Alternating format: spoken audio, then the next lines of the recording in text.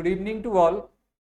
आज हमारी class number chapter number 4 fifth chapter number 5 और क्लास नंबर 3 आपकी कौन सा चैप्टर है? आपका 5th चैप्टर, पांचवा, जिसको हम बोलते हैं साझेदारी फर्म का विघटन। और इसकी क्लास नंबर कौन सी? आपकी 3rd। तो लास्ट क्लास में हमने कुछ क्वेश्चन किए हुए थे, लगभग आपके 5 क्वेश्चन हो गए थे। फर्स्ट क्लास में हमने आपकी इसकी थ्योरी समझा दी थी, सेकंड क्लास में आपके क्या थे, क्वेश्चन करा दिए गए हैं। अब यहाँ से जो क्वेश्चन चालू होते हैं वो आपके एग्जाम के दृष्टिकोण से बहुत ही इंपॉर्टेंट है, क्योंकि यहाँ पर देखो कुछ क्वेश्चन जो है यहाँ से चालू क्या हो जाते हैं, आपके खाते तैयार करना। और हमने आपके लिए जैसे बताया था कि जब साझेदारी फर्म का विघटन होते हैं तो कौन कौन से खाते तैयार किए जाते हैं। तो सबसे पहले हमने आपके लिए बताया कि वसूली खाता, और उसी को हम क्या बोलते हैं, रोकीकरण खाता भी कहते हैं। वसूली खाते को ही रोकीकरण खाता। सेकंड क्या बनाते हैं हम, साझेदारों की पूंजी खाते। ठीक, पहला आपका वसूली खाता, सेकंड साझेदारों की पूंजी खाते, और थर्ड क्या बनता आपका, रोकड़ या बैंक खाता, और फोर्थ बनेगा आपका साझेदार का ऋण खाता। तो साझेदार का ऋण खाता रोकड़ या बैंक के पहले भी बना सकते हैं, है ना। सबसे लास्ट में क्या बनाएंगे, रोकड़ या बैंक खाता। देख क्लास देखेंगे अपन क्वेश्चन नंबर 6, ये आपके यहां से खाते बनना चालू होंगे। 6वें क्वेश्चन में क्या दिया हुआ देखें, और 100% इसका एक क्वेश्चन आता ही है वसूली खाता तैयार करने का, ये बात ध्यान रखना। 100% एक क्वेश्चन आपको आएगा। ठीक, तो अच्छी तैयारी होना चाहिए आपकी इसमें। क्वेश्चन है क्या देखें, ए और बी एक फर्म में साझेदार थे। 31 मार्च 2018 को उनकी साझेदारी समाप्त होने का उन्होंने निश्चय किया। आर्थिक स्थिति इस प्रकार है, दायित्व में लेनदार सामान्य संचय, बी का ऋण और ए और बी की पूंजी। संपत्तियों में क्या है, बैंक में रोकड़, देनदार प्लांट, स्टॉक, भवन और फर्नीचर। समायोजन में भवन 6300 में, फर्नीचर 3300 में, स्टॉक 13800 में बेचा गया। देनदारों से केवल 800 रुपए प्राप्त, प्लांट से 4800 रुपए प्राप्त हुए। लेनदारों को कुल भुगतान में 26 रुपए दिए गए। वसूली में 500 रुपए हुए। वसूली खाता और साझेदारों की पूंजी खाते तैयार कीजिए। हमें दो चीजें तैयार करना। तो हमने आपके लिए प्रविष्टि याद करने के लिए कहा था, प्रविष्टियों के आधार पे ही हम वसूली खाता तैयार करते हैं। लेकिन डरने की कोई बात नहीं, यदि आपने प्रविष्टि याद नहीं की है तब भी आप आज की क्लास से ही फोकस करेंगे यदि हमारे एक एक पॉइंट पर कि कैसे क्या इसकी प्रोसेस होती है, तो बिना प्रविष्टि याद किए भी आप खाते तैयार कर सकते हैं, और खातों के आधार पे आप प्रविष्टियां भी याद कर सकते हैं। ठीक है, तो आप थोड़ा सा फोकस करेंगे यहाँ पर। देखो वसूली खाता तैयार करेंगे हम यहाँ।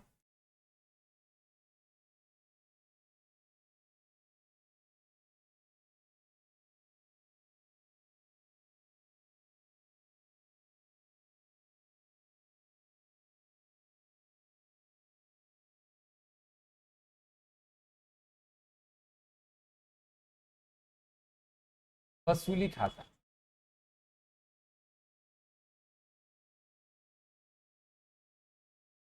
विवरण,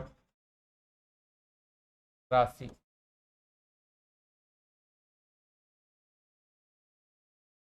विवरण।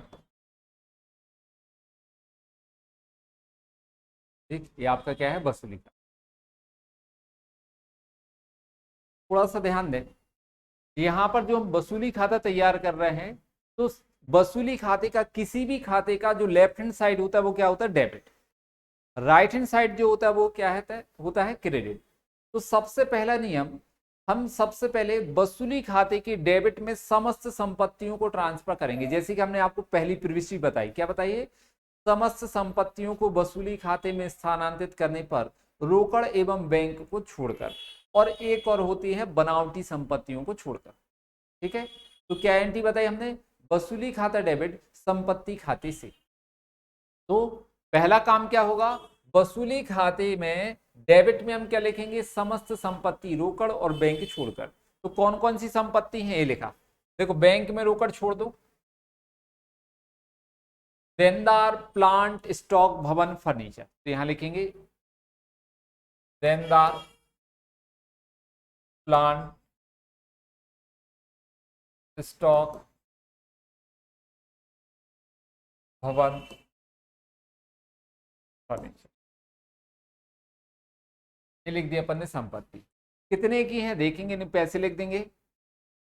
देनदार 1000, प्लांट 4700, 1000, 4700, स्टॉक 15000, 6000, स्टॉक 15000, भवन 6000, फर्नीचर 3000, ये लिखा है। फर्नीचर कितना है? 3000। तो पहला काम, वसूली खाते के डेबिट में समस्त संपत्ति लिख दी, रोकड़ और बैंक को छोड़कर। दूसरा काम, बाहरी दायित्व जितने भी हैं वो सब वसूली खाते के क्रेडिट में लिखे जाएंगे। तो हमने आपको एंट्री क्या बताई? समस्त दायित्व पूंजी, है ना, समस्त दायित्व वसूली खाते में स्थानांतरित करने पर पूंजी, संचय, लाभ, साझेदारों के ऋण आदि छोड़कर, मतलब हम बोलेंगे बाहरी दायित्व, इनको क्या बोलते हैं? बाहरी दायित्व। तो एंट्री क्या बताई हमने? दायित्व खाता डेबिट वसूली खाते से, तो वसूली खाते के क्रेडिट में सभी बाहरी दायित्व लिखेंगे, पूंजी, संचय, लाभ और साझेदारों के ऋणों को छोड़कर। तो कौन कौन से दायित्व हैं देखो, एक तो लेनदार दिया है, बस एक ही दिया, बाकी कुछ नहीं। यहां लिखेंगे क्रेडिट में लेनदार, बाहरी दायित्व में सिर्फ एक ही आपके पास लेनदार, कितने का? 2700। बाहरी दायित्व में सिर्फ एक ही दिया, क्या है? लेनदार, वो भी 2700, और कुछ नहीं। अब समायोजन में देखो लिखा है संपत्तियों को बेचने से कितना पैसा मिला, तो यहां लिखेंगे रकम, यहां लिख दो गणना का।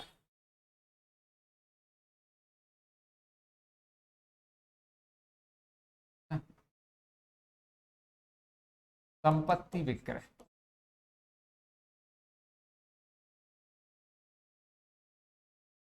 नंबर 1। भवन से 6300, फर्नीचर से 3300, यहां पर लिख देते अपन सब पॉइंट। तो देखो भवन से कितना मिला? 6300, फर्नीचर से 3300,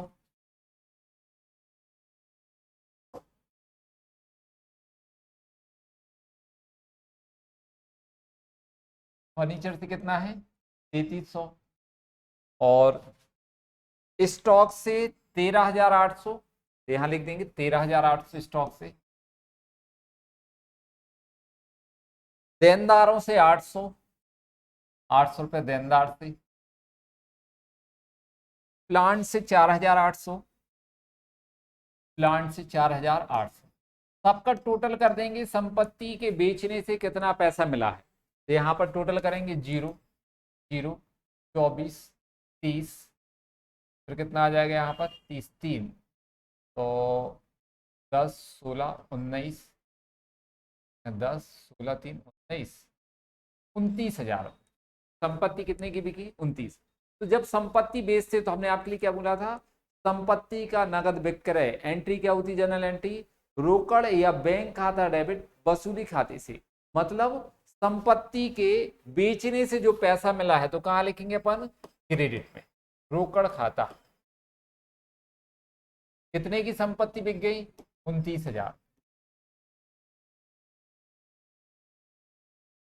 पहला काम, संपत्तियों को वसूली खाते में स्थानांतरित कर दिया डेबिट में। दूसरा, बाहरी दायित्वों को वसूली खाते के क्रेडिट में लिख दिया। तीसरा, संपत्तियों को बेचने से जो प्राप्त हुआ रोकड़ उसको हमने वसूली खाते के क्रेडिट में। ठीक, अब क्या हो गया? जब पैसा आ गया है व्यापार में तो अब हम दायित्वों का भुगतान करेंगे। तो दायित्वों के भुगतान में देखो क्या लिखा है, लेनदारों को कुल भुगतान में 2600 रुपए दिए गए। दायित्वों का भुगतान कितना करना था हमें? 2700। ठीक, लेकिन भुगतान कितना किया? 2600। तो डेबिट में लिखेंगे, दायित्वों का भुगतान करने पर एंट्री आपको क्या बताई है? वसूली खाता डेबिट रोकड़ खाते से या बैंक खाते से। तो डेबिट में लिखेंगे वसूली खाते के डेबिट में रोकड़ खाता, ब्रैकेट में लिख देंगे लेनदार, जिससे आपको समझ में आए कि पैसा हमने किसको दिया है? लेनदार को दिया। कितना दिया है? 2600 रुपए। अगला, वसूली के व्यय, समापन व्यय कितने हुए? 500। तो इसकी प्रविष्टि हमने क्या लिखाई है, समापन व्यय या वसूली व्यय होने पर वसूली खाता डेबिट रोकड़ खाते से। तो डेबिट में लिखेंगे अपन यहां पर रोकड़ खाता कितने 500 रुपए। बस अब कुछ नहीं है सवाल में, हमें क्या करना है, सीधा टोटल करना। तो डेबिट का ज्यादा दिख रहा, क्रेडिट का कम है, तो हम पहले डेबिट का टोटल करेंगे क्योंकि डेबिट का ज्यादा आ रहा है।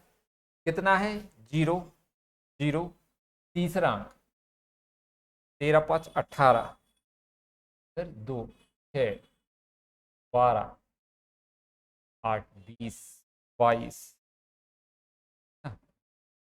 32,800 रुपए डेबिट का टोटल है। क्रेडिट का टोटल कितना है 29,000 प्लस 2700, तो 31,700।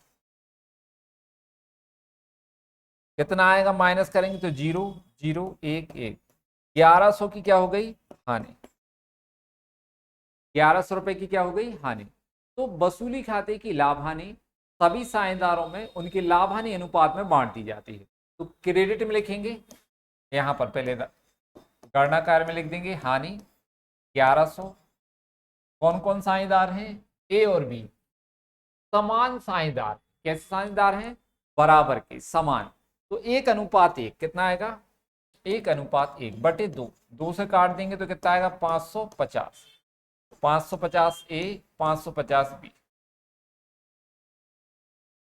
ठीक, हानि है तो क्रेडिट में लिखेंगे। हमने एंट्री क्या बताई, वसूली से हानि होने पर साझेदारों के पूंजी खाता डेबिट वसूली खाते से, मतलब वसूली खाते के क्रेडिट में क्या लिखेंगे साझेदार। तो यहां पर हानि डैश करके ए बी 550 550 टोटल 1100, और इनका टोटल कितना आ जाएगा 32,000, कितना आएगा 32,800। तो ये क्या बन गया आपका वसूली खाता। साथ में आपको पूंजी खाते भी बनाना है। क्या बनाना है, पूंजी खाते। तो अब हम आगे बनाएंगे पूंजी खाते दोनों के।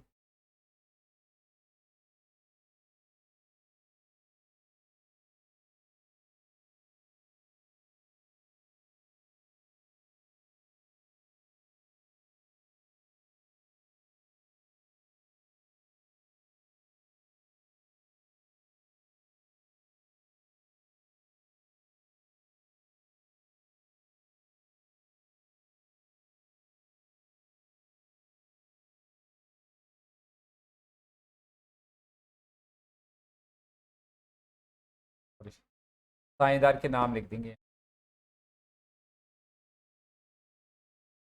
ए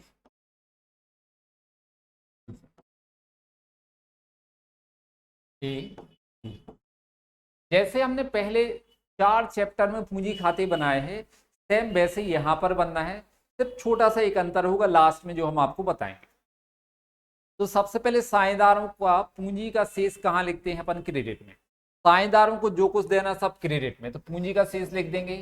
पूंजी का पैसा देना हमारे लिए ए और बी को कितना कितना दिया है, देखो 12,000 ए के हैं, 12,000 बी के, तो क्रेडिट में लिख देंगे 12,000 ए 12,000 बी। वसूली की हानि, हानि हुई है तो हमें साझेदारों से पैसा लेना है। लेना है तो पूंजी खाते की कहाँ लिखेंगे, डेबिट में, यहां पर वसूली खाता।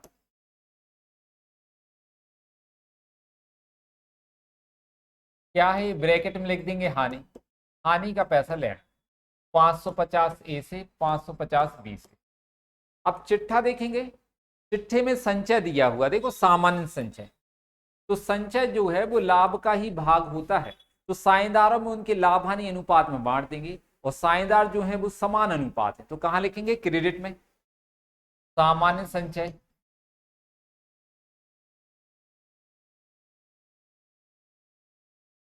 1500 ए को 1500 बी, 3,000 रुपया दिया तो 1500 दे देंगे बराबर की साइन। और देखो और कुछ नहीं है, कुछ भी नहीं दिया है, बस टोटल करेंगे। अब हमें और कुछ नहीं करना है। क्रेडिट का टोटल 13,500, इसका भी 13,500, और हमें ए से लेना कितना है डेबिट का 550 माइनस कर देंगे तो 12,950, इसका भी 550 बी का 12,950। अब हमने बोला था ना पूंजी खाते वैसे ही बनते हैं जैसे कि पिछले 4 चैप्टरों में हमने बनाया, लेकिन यहां पर एक छोटा सा अंतर क्या होता है, पिछले 4 चैप्टरों में हमने पूंजी खाते का यहां डेबिट में लिखते थे, शेष नीचे ले गए, मतलब पूंजी खातों का शेष निकालते थे। यहां पर हम शेष नहीं निकालेंगे क्योंकि साझेदारी फर्म का विघटन हो रहा है, फर्म बंद हो रही है, व्यापार आपका बंद हो जाएगा, इसलिए अंतिम भुगतान हम साझेदारों को कर देते हैं। यदि पैसा कम पड़ता है तो साझेदारों से मंगा लेते हैं, और यदि ज्यादा होती है पूंजी तो फिर उनको हम पेमेंट कर देते हैं। तो यहाँ पर पूंजी ज्यादा है, हमें साझेदारों को देना है, प्रत्येक साझेदार को कितना देना, 12,950। तो प्रविष्टि हमने क्या बताई, अंतिम भुगतान करने पर साझेदारों को अंतिम भुगतान करने पर साझेदारों की पूंजी खाता डेबिट रोकड़ खाते से, तो डेबिट में लिखेंगे रोकड़, शेष नहीं लिखना अपन को, रोकड़ लिखना। हम क्या लिखेंगे, 12,950, 12,950, टोटल 13,500, यहां पर भी 13,500, बस इतना सा अंतर था। तो ये आपका पूंजी खाते और वसूली खाते दोनों तैयार। अब क्या करना हमारे लिए, अगला क्वेश्चन देखेंगे 7वां। तो 7वां क्वेश्चन क्या है, ए तथा बी एक फर्म में साझेदार हैं, 3:1 के अनुपात में साझेदार हैं। 31 मार्च 2018 को उनका चिट्ठा निम्न प्रकार था, लेनदार एक ऋण, ए और बी की पूंजी, देनदार विविध संपत्तियां। उन्होंने उक्त तिथि को फर्म के विघटन का निर्णय किया, देनदारों से 15,000 रुपए तथा विविध संपत्तियों से 60,000 रुपए वसूल हुए, वसूली खाता तैयार कीजिए। और ये वाला क्वेश्चन बहुत ही इंपॉर्टेंट है, ठीक है, आईएमपी। क्यों इंपॉर्टेंट है ये आपको हम बता दें, यहां पर एक छोटा सा नियम है, ठीक, नियम क्या है, जब अपन अभी सवाल करने वाले हैं उसमें हम आपको बताएंगे, उसी नियम की वजह से ये सवाल आपका इंपॉर्टेंट बनता है। तो देखेंगे वसूली खाता बनाते हम,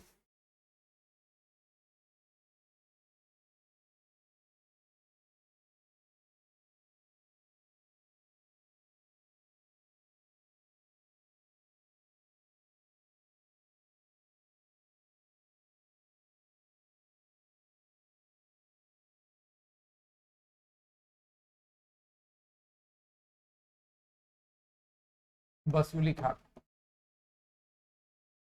विवरण, राशि विवरण, राशि। सभी सवाल जो हैं वो सिबलाल की बुक के क्वेश्चन ही होते हैं, ठीक है, हमने आपको पहले ही बताया था कि कौन सी बुक करा रहे हैं हम आपको, सिबलाल, मैक्सिमम चलने वाली बुक है। अब देखेंगे यहां पर, तो नियम वही है आपका वसूली खाता तैयार करने का। सबसे पहले वसूली खाते के डेबिट में हम क्या लिखेंगे, संपत्तियां, रोकड़ और बैंक को छोड़कर। तो देखो कौन सी संपत्तियां आपके पास, देनदार और विविध संपत्ति, तो डेबिट में लिखेंगे देनदार 20,000, विविध संपत्ति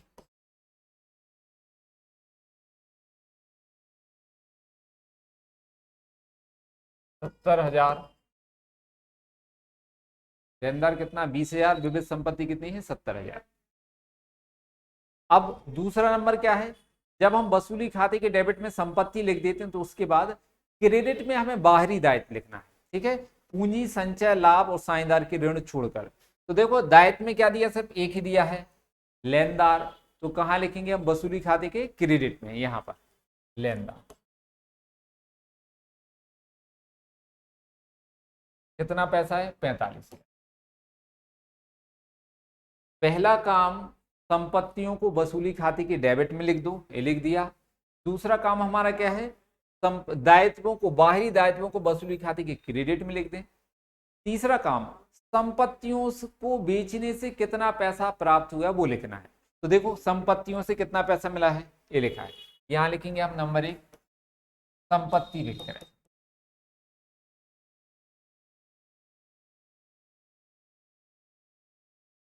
देनदार से कितना मिला, 15,000, तो यहां लिखेंगे 15,000 देनदार। विविध संपत्तियों से कितना मिला, 60,000, यहां लिख देंगे 60,000। बस दो ही संपत्ति थी, टोटल कितना हो गया 75,000। तो हमें संपत्ति बेचने से कितना पैसा मिला 75। संपत्ति बेचने पर एंट्री क्या होती है, नगद संपत्ति बेचने पर रोकड़ खाता डेबिट वसूली खाते से। तो वसूली खाते के क्रेडिट में लिखेंगे हम रोकड़ खाता, कितना 75। देखो ये लिख दिए। अब यहाँ पर तो वसूली व्यय है नहीं है, छोड़ दो। अब एक चीज और महत्वपूर्ण जिसके कारण ये सवाल इंपॉर्टेंट है, क्या है कि हमारे पास सवाल देखो कितना है, देनदार लेनदार दायित्व जो है, बाहरी दायित्व लेनदार, वो सवाल में कितने के 45,000। और यहाँ पर संपत्तियों से या देनदारों से पैसा कितना मिला ये तो बता दिया, यह नहीं बताया गया है कि हमने अपने बाहरी दायित्व मतलब लेनदारों को कितना भुगतान किया। 45,000 के थे तो हमने उनको कितना पैसा दिया, ऐसा कुछ नहीं लिखा। तो नियम क्या है, जब दायित्वों के भुगतान के बारे में कुछ ना लिखा हो तो दायित्वों का पूरा भुगतान कर दिया जाता है। दायित्व कितने के 45,000, तो हम पूरा 45,000 रुपए ही देंगे। इसी कारण से ये क्वेश्चन इंपॉर्टेंट बन जाता है, ठीक है, एक नियम के कारण। अब इसकी एंट्री क्या होती है दायित्वों का भुगतान करने की, वसूली खाता डेबिट रोकड़ खाते से। तो वसूली की डेबिट में लिखेंगे अपन रोकड़ और ब्रैकेट में लिख देंगे लेनदार, जिससे आपको याद रहे कि रोकड़ अपन ने किसको दी है, लेनदार को। कितना दिया 45,000 रुपए, कितना दिया है 45,000 रुपए। और कुछ नहीं है सवाल में। अब टोटल करना है, तो यहां का भी टोटल जो है डेबिट का ज्यादा है। कितना है टोटल देखो 1,35,000। क्रेडिट का कितना है देखो 1,20,000। 1,20,000 हम घटा देंगे तो कितना बचेगा 15,000 हानि। हानि कितनी हो गई 15,000। तो हानि वसूली की हम साझेदारों को लाभ हानि में बांट देंगे, लाभ हानि अनुपात। यहां लिखेंगे हानि 15,000 रुपए, लाभ हानि अनुपात में बांटेंगे इसको। जिनका लाभ हानि अनुपात कितना है 3:1। 3:1/4 कितना आएगा 4×3 = 12, 4×7 = 28, 4×5 = 20। 3 का गुणा करेंगे तो 15, 21, 22, 9, 2, 11, 3,700। ये आ गया। हानि है तो क्रेडिट में लिखेंगे हानि, टैक्स कर देंगे। कौन कौन है साझेदार ए और बी। ए 11,250, 3,700, टोटल 15,000। यहाँ का टोटल 1,35,000। यहाँ का टोटल कितना आ गया 1,35,000। अब देखो आगे, तो ये आपका क्या तैयार हो गया है, वसूली खाता 7वां क्वेश्चन कंप्लीट। अगला क्वेश्चन देखेंगे हम, क्वेश्चन नंबर 8। और बात 2 और 1 के अनुपात में। आशा करते हैं कि सवाल आपको सब समझ में आ रहे होंगे, ज्यादा टफ नहीं है, बिल्कुल सिंपल है। आप थोड़ा सा फोकस करेंगे ये बिल्कुल आराम से बनेंगे आपसे ना। कोई डाउट है तो आप हमें व्हाट्सएप पे भेज सकते हैं। देखिए 8वां क्वेश्चन, और बात 2:1 के अनुपात में लाभानी बांटते हैं, अपनी फर्म का विघटन करते हैं, करने का निर्णय लेते हैं। विघटन की तिथि को उनकी फर्म का चिट्ठा निम्नानुसार था। चिट्ठे में देखो दायित्व में लेनदार पूंजी दी है और बाकी संपत्तियां दी हैं, बैंक में रोकड़ स्टॉक मशीन देनदार। विघटन के वे 440 थे। बैंक में रोकड़ व अतिरिक्त अन्य संपत्तियों से 19,500 वसूल हुए। लेनदारों का पूरा भुगतान कर दिया गया। वसूली खाता बनाइए। यहाँ पर भी हम वसूली खाता तैयार करेंगे।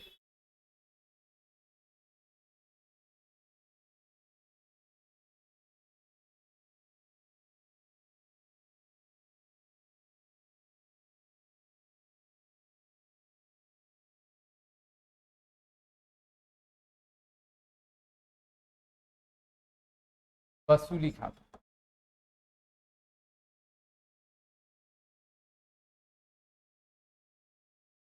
विवरण राशि विवरण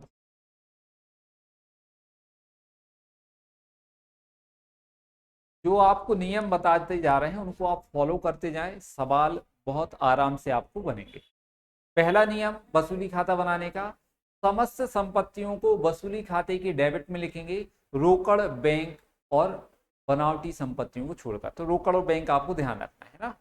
तो बनावटी संपत्तियां क्या कहलाती हैं, जैसे प्रारंभिक व्यय हो गए, है ना, ऋण पत्र निर्गमनों पर बट्टा, इस तरीके की संपत्तियां दी होती, इनको छोड़ के।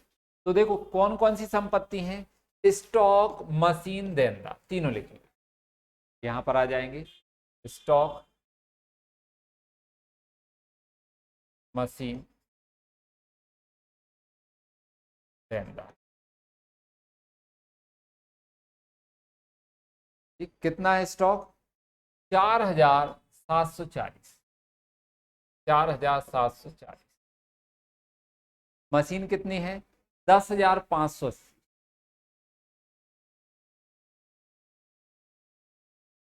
देनदार कितने हैं, 5,540, 5,540 ही देनदार। दूसरा काम, अब वसूली खाते के क्रेडिट में हम क्या लिखेंगे, समस्त दायित्व, बाहरी दायित्व, है ना, पूंजी, संचय, लाभ और साझेदारों की ऋण छोड़कर। तो देखो दायित्व में क्या है आपके पास, लेनदार बस, कितने, 14,500। क्रेडिट में लिख देंगे लेनदार, 14,500 लेनदार दिए। अब संपत्ति को बेचने से कितना पैसा मिला वो लिखेंगे। तो देखो ये लिखा, अन्य संपत्तियां जो हैं वो 19,500 की बिकी, मतलब बैंक में रोकड़ अतिरिक्त अन्य संपत्तियां 19,500 में बेची गई। तो इनका कहने का मतलब है कि आपके पास जो तीन संपत्तियां थी, स्टॉक, मशीन, देनदार, इन सबको 19,500 रुपए में बेच दिया गया। कितने में बेचा है, 19,500। तो यहां पर जब संपत्ति बेचते हैं तो एंट्री क्या होती है, रोकड़ खाता डेबिट, वसूली खाते से, वसूली खाते के क्रेडिट में लिखेंगे हम रोकड़ खाता, 19,500, ये लिख दिया। अब दायित्वों के भुगतान के बारे में मैंने कहा है, लेनदारों को पूरा भुगतान कर दिया, जितने के थे पूरा पैसा दे दिया। कितने के लेनदार हैं, देखो 14,500 हम पूरा दे देंगे, तो डेबिट में लिखेंगे। दायित्वों के भुगतान करने की एंट्री क्या होती है, वसूली खाता डेबिट, रोकड़ खाते से, तो डेबिट में लिखेंगे हम रोकड़, ब्रैकेट में लिख देंगे लेनदार, जिससे आपको याद रहे कि किसको पैसा दिया आपने, तो 14,500।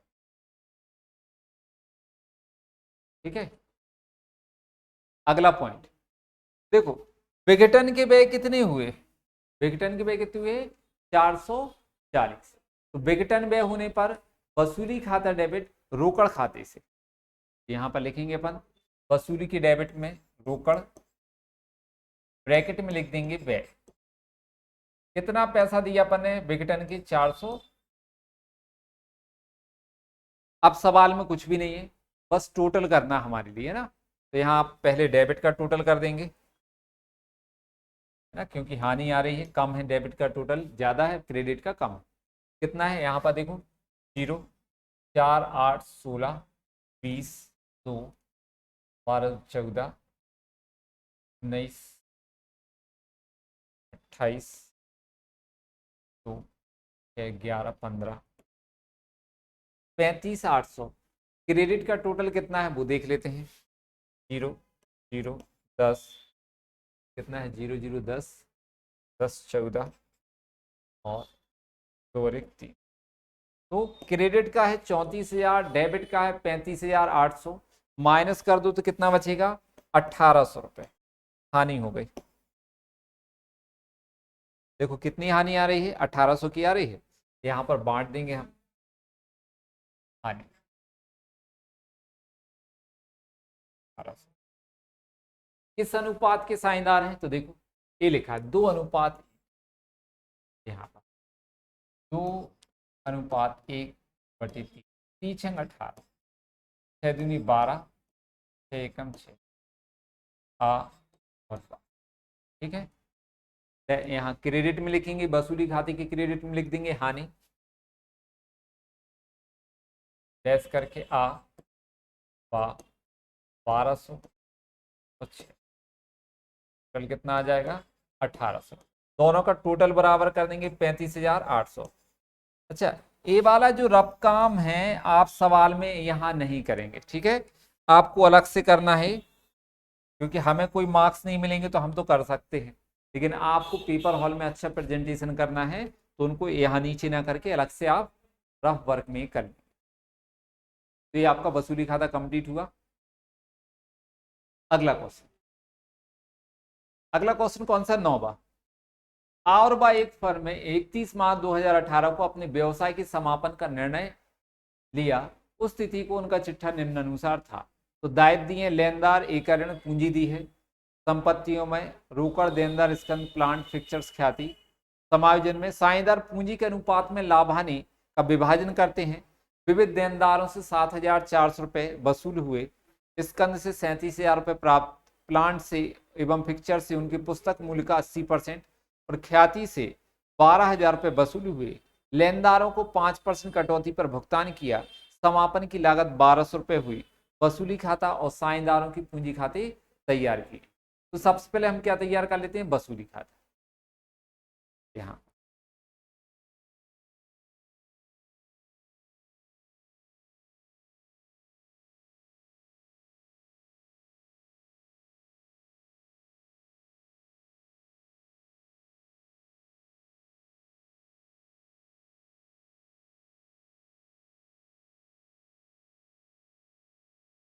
वसूली खाता, ठीक है, विवरण राशि।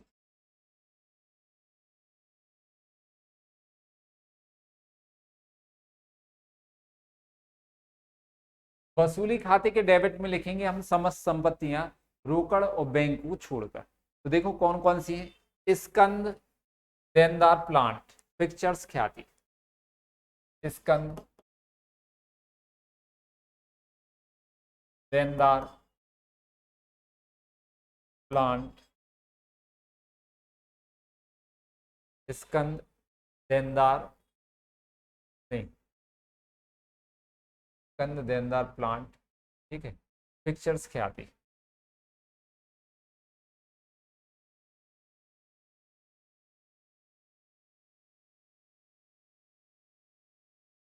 देनदार का देख, स्कंद का देख लो कितना है पैसा, स्कंद कितना है 40,000। देनदार कितना है 10,000। प्लांट कितना दिया हुआ है 20,000। पिक्चर्स कितना दिया हुआ है 8, ख्याति भी 8, पिक्चर्स 8,000, ख्याति 8,000। तो पहले हमने वसूली खाते के डेबिट में लिख दी समस्त संपत्तियां। अब वसूली खाते के क्रेडिट में लिखेंगे समस्त बाहरी दायित्व। तो देखो बाहरी दायित्व कौन कौन से हैं, सिर्फ लेनदार 12,000। तो क्रेडिट में लिखेंगे लेनदार 12,000 रुपए। अब यहां पर संपत्तियों से जो प्राप्त राशि है इसका कैलकुलेशन इंपॉर्टेंट, यहां पर हम लिखेंगे नंबर 1 संपत्ति विक्रय,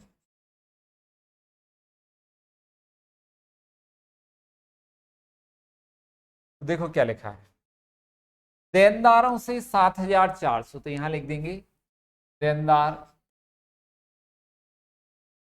7,400 मिली, देनदार से कितना मिल रहा 7,400। देनदार के बाद देखो स्कंद से 37,000, स्कंद 37,000। प्लांट एवं फिक्चर से उनकी पुस्तक मूल्य से 80%, प्लांट और फिक्चर से उनके पुस्तक मूल्य का 80%। तो यहां पर प्लांट कितने का है, प्लांट 20,000। तो 20,000 का हम 80% निकालें, 80% मिला है, कितना मिला है 80%। तो 80% निकाल के लिखेंगे 0,0,0,0 8 दूनी 16, 16,000, ठीक है। पिक्चर्स कितने का है 8,000, पिक्चर्स 8,000 का 80%, 80/100, 8 नहीं है 64, 6,000। ठीक है, पिक्चर्स ऑफ प्लांट से कितना मिला? 80%, तो 80% लिख दिया हमने। फिर देखो आगे क्या बोला, ख्याति से 12,000 मिले, तो ख्याति 12,000, 12,000 लिख देंगे बस, सबका टोटल कर दो तो 0 0 4 दूनी 8, 14 20 26 28 2 3 4 7, 78,800 रुपए की संपत्तियां बिकी। तो संपत्ति बेचने पर एंट्री, रोकड़ खाता डेबिट वसूली खाते से, तो हम वसूली खाते के क्रेडिट में लिखेंगे रोकड़, रोकड़ खाता। 78,800 रुपए की संपत्ति बेची। दायित्वों का भुगतान क्या बोला इनने, लेनदारों को 5% कटौती पर भुगतान किया, तो यहां पर लिखेंगे भुगतान। लेनदार कितने के हैं, लेनदार दिए हैं 12,000, ये दिए हैं 12, 5% कटौती मतलब 5% कम दिया पैसा, तो माइनस करेंगे 5%, 12,000 का 5% कितना आएगा 600, तो 11,400 रुपये हमने भुगतान किया। लेनदारों को कितना पैसा दिया हमने, 11,400।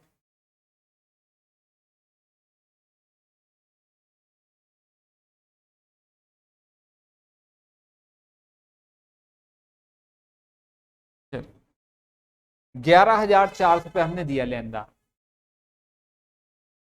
तो यहां लिखेंगे डेबिट में।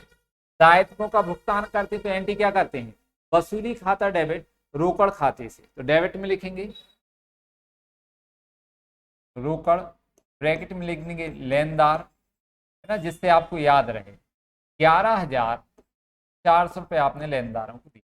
वसूली के बेस समापन की लागत कितनी हुई 1,200, तो वसूली खाता डेबिट रोकड़ खाते से आपकी एंट्री, तो डेबिट में लिखेंगे अपन यहां पर रोकड़, ब्रैकेट में लिख देंगे व्यय, क्या लिखेंगे व्यय 1,200 रुपये। ठीक है, चलो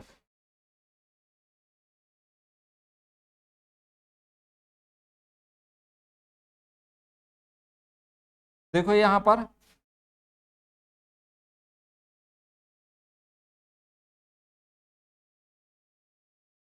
पर टोटल करेंगे हम, हानि है ना, कितना अपन को लॉस हो रहा है, पहले डेबिट का टोटल कर लें तो कितना आएगा 0 0, तीसरा 6, चौथा 8 9 16 17 18 8 1 5 6 8 9, 98,600 रुपये डेबिट का टोटल है।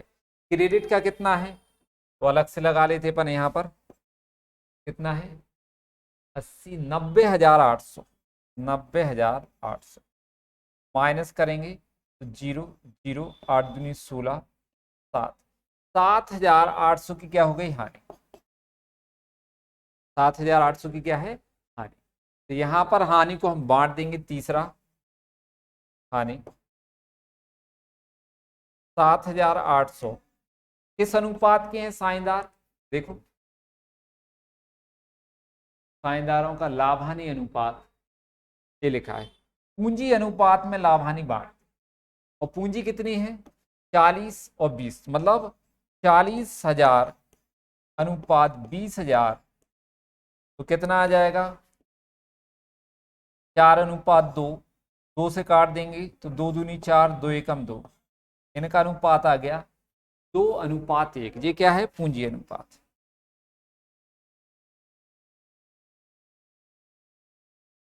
ठीक है, तो हम 2:1 में बांटेंगे, यहां पर लिखेंगे 2:1/3, 3 दूनी 6, 3 छंग 18, 26 दूनी 52, 26 एकम 26, ये आ जाए। ठीक, तो क्रेडिट में लिखेंगे हानि, नाम क्या है इनके आ और बा, आ 5,200, 2,600, टोटल 7,800, यहाँ का टोटल आएगा 98,000 ठीक है, तो ये आपका वसूली खाता तैयार हुआ। अब हमें क्या करना है, यहां पर बनाएंगे हम पूंजी खाते।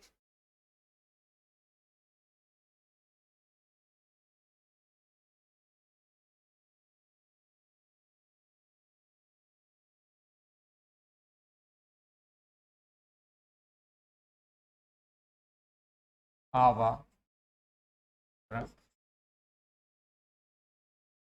आ वा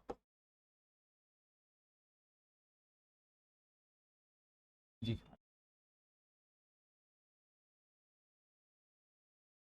ठीक है, तो सबसे पहले हम क्या करेंगे, पूंजी का शेष लिखेंगे क्रेडिट में। साझेदारों को जो कुछ देना सब क्रेडिट। पूंजी का शेष तो कितनी है पूंजी, 40 और 20 लिखें, 40,000 20,000।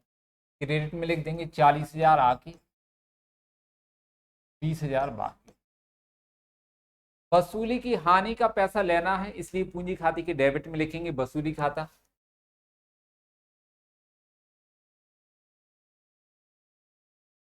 ब्रैकेट में लिख देना आप हानि, जिससे आपको याद रहे, 5,226।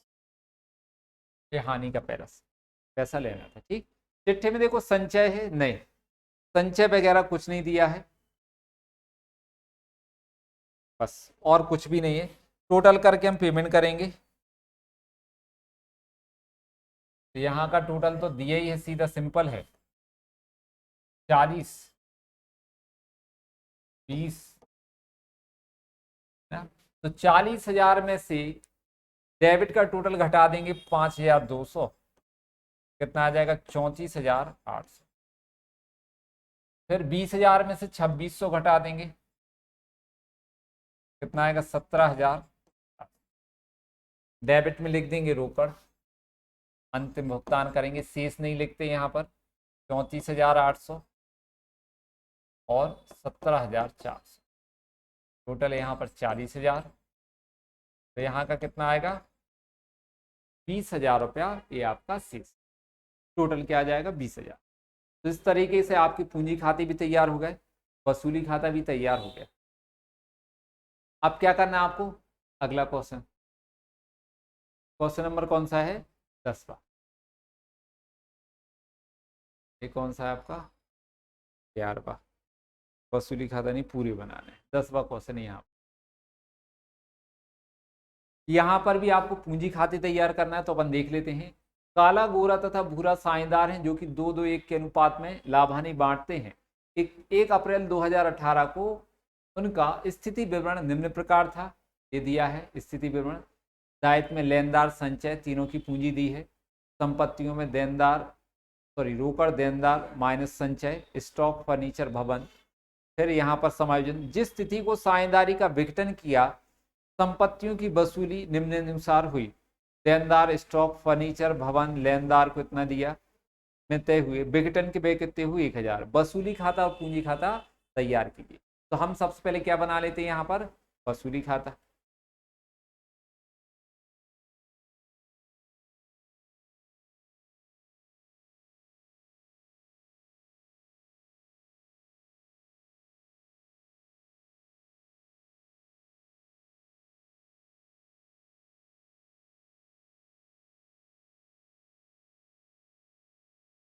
वसूली खाता नियम, वसूली खाते के डेबिट में क्या लिखेंगे, समस्त संपत्ति, रोकड़ और बैंक को छोड़कर। तो क्या क्या है अपने पास, देनदार, स्टॉक, फर्नीचर, भवन, यहाँ लिख देंगे देनदार, स्टॉक, फर्नीचर, भवन। अब नियम थोड़ा सा ध्यान रखेंगे, यदि देनदारों पर डूबत ऋण संचय है, तो हम उसको तुरंत अपोजिट में लिख देते हैं। कैसे, देनदार कितने के हैं, देखो 16,000, तो हम 16,000 लिखेंगे यहाँ पर। और देनदारों पर संचय कितना घटाया, 500, तो इसको हम तुरंत अपोजिट में लिख देंगे, मतलब क्रेडिट में, यहां पर लिख देंगे डूबत ऋण संचय, डूबत ऋण संचय कितना, 500 रुपए, तुरंत बाहर अपोजिट में उसको लिख दिया जाता है। ठीक है, सकल देनदार लिखेंगे 16,000, उसका संचय कहां लिख देंगे, क्रेडिट में। अब और क्या है देखो, स्टॉक 15, फर्नीचर 19। स्टॉक कितने का है? 15,000 का। फर्नीचर कितने का है? 19। भवन देखेंगे कितने का है? 38,500 का ये भवन। क्या लिख देंगे? 38,500। पहला काम कर दिया हमने, संपत्तियां वसूली खाते के डेबिट में लिख। दूसरा, बाहरी दायित्वों को वसूली खाते के क्रेडिट में लिखेंगे। तो दायित्व में क्या है? लेनदार 24,000, तो यहां लिखेंगे लेनदार 24,000। अब संपत्तियों को बेचने से कितना पैसा मिला वो हम लिख लेते हैं। तो यहां पर लिखेंगे नंबर 1, संपत्ति विक्रय।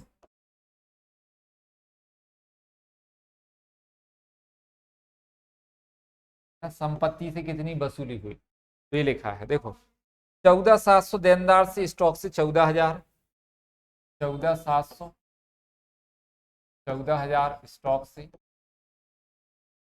ये हो गए, स्टॉक भी हो गया। फर्नीचर से 18, भवन से 41,500। फर्नीचर से 18,000, भवन से 41,500।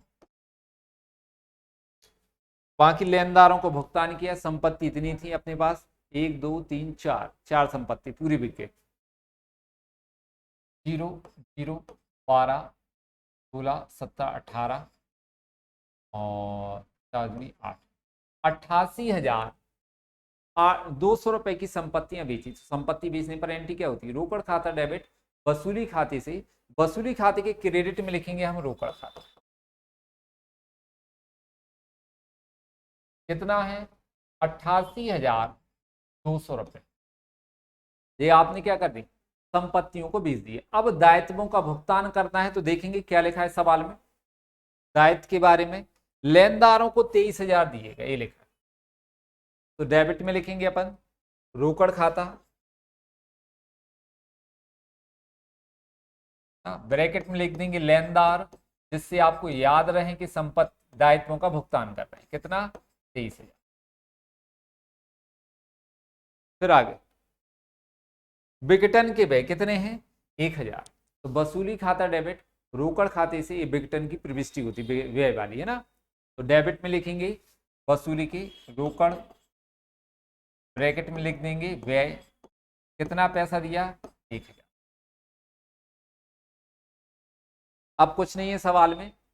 क्रेडिट का टोटल ज्यादा है यहां पर, तो हम क्रेडिट का पहले करेंगे टोटल।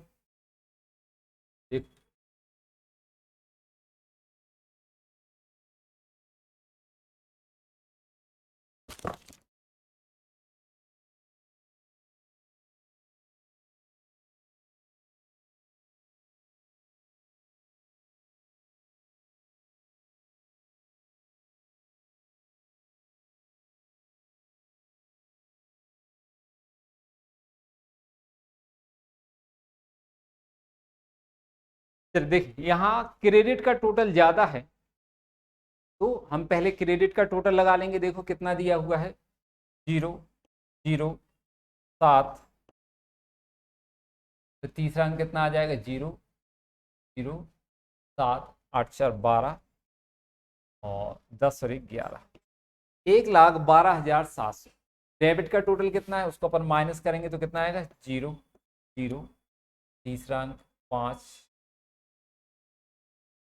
चौथा अंक आ जाएगा यहाँ पर 11 20 28 और 4 4 32 3 4 5 6 6 3 9 2 11, 200 रुपये। कितने का लाभ हो रहा है? 200 रुपये। यहाँ पर 200 रुपये लाभ आ गया।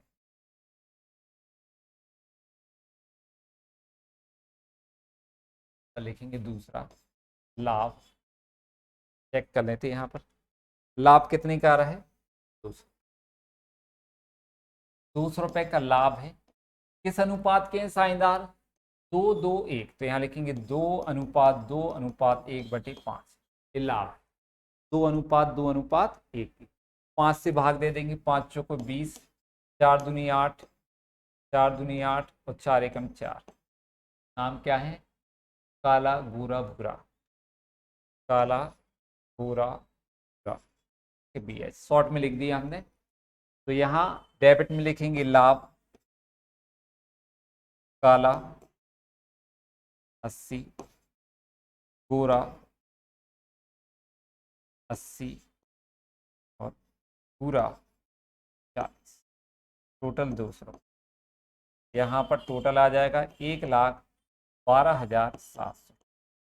ठीक, तो ये आपका वसूली खाता कंप्लीट हुआ। अब हम क्या तैयार करेंगे, पूंजी खाते।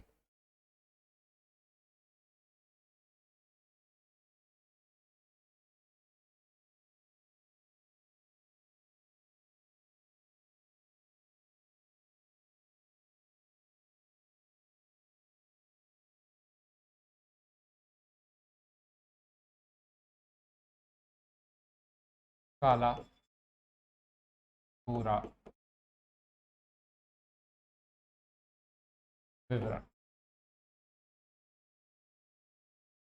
काला पूरा विवरण, पूंजी खाते। ठीक, साझेदारों को जो कुछ देना है वो पूंजी खाते के कहाँ लिखेंगे, क्रेडिट। सबसे पहले पूंजी का शेष, तो देखो 30, 24, 12 शेष लिख देंगे। क्रेडिट में 30,000, 24,000, 12। फिर यहाँ लिखेंगे अपन वसूली खाता, ब्रैकेट में लिख देंगे लाभ। साझेदारों को वसूली का लाभ देना है तो क्रेडिट में लिखेंगे 80, 80, 40। चिट्ठी में देखो संचय है क्या, हाँ संचय दिया 10,000, बांट देंगे इन लोग को संचय। यहाँ पर संचय यहाँ लिख देते संचय 10,000 है, इनको हम 2:2:1/5, 5 दूनी 10, तो कितना आ जाएगा 4,000, 4,000 और 2 लिख देंगे। संचय कितना देना है इसको, 4,000, 4,000 और 2, ये संचय बांट। और क्या है, संचय हो गया है, वसूली का लाभ भी हो गया, सब कुछ हो गया। अब पेमेंट कर देंगे। टोटल करेंगे अपन क्रेडिट का, सबसे पहले इनका टोटल 34,080, इनका 28,080, इनका 14,040। इतना ही पेमेंट करना। डेबिट में कुछ है ही नहीं माइनस करने का, तो डेबिट में लिख देंगे हम रोकड़। यहाँ पर 34,080, यहाँ 28,080, यहाँ पर 14,040। टोटल यहाँ पर 34,080, 28,080 और 14,000। ठीक, तो ये आपकी पूंजी खाते तैयार हुए, पेमेंट कर दिया और कुछ भी नहीं बचा है। सवाल आपका यहाँ पर एंड। तो आशा करते हैं ये भी सवाल आपको समझ में आया होगा। ना आया हो तो आप हमें फ़ोन करके, व्हाट्सएप पे मैसेज करके पूछ सकते हैं। वैसे हम आपको यहाँ पर एक एक छोटे छोटे पॉइंट ही बता रहे हैं कैसे हुआ है, तो बहुत कम चांस ही है कि आपको ये समझ में नहीं आए। आप हमारी क्लासेस बस रेगुलर क्रम से जो एक के बाद एक है वो देखें। थैंक यू, बाकी हम कल देखते हैं।